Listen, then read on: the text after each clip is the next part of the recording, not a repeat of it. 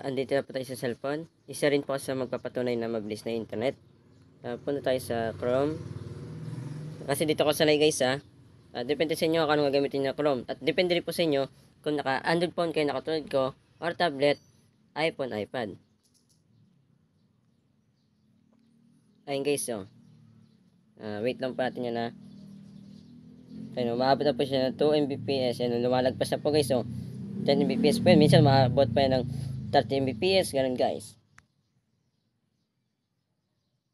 Ayun, di ba wala na talaga siyang capping guys wait lang natin yan yan. Tingnan mo guys yung upload saka i-loaded niya. Napakabilis na, di ba guys? Try natin guys sa YouTube.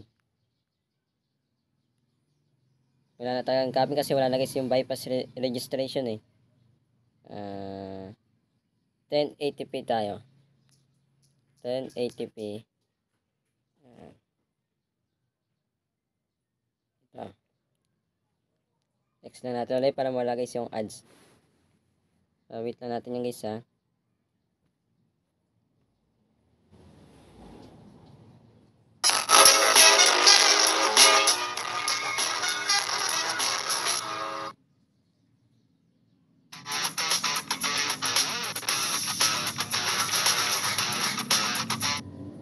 Ayun na guys.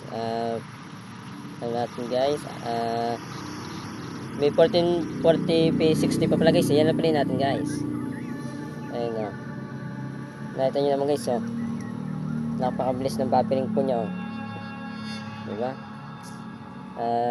Yun lang guys yung share ko sa inyo guys nakita nyo naman guys napakalinaw diba? Pakashare pa ito mismo video sa mga kaklay nyo guys na ayaw na mag-register po sa 299 kasi nga po bumabagal na po. Paki-update na po sila guys na bonus na po kasi wala na po yung kay Sir Jerome. Pakishare pa ito mismo video sa mga kakilala nyo. Kahit na din yung kakilala guys para maging aware po sila na bonus na talaga yung data at bumalik na po sila sa murang promo na ganito guys kapag share nyo ito mismo video sa mga kakilala nyo guys kahit na din nyo kakilala, nadami tayong views, mas madami tayong natulong na tao. Yun lang po, masat po. God bless po. Ingat po kayo.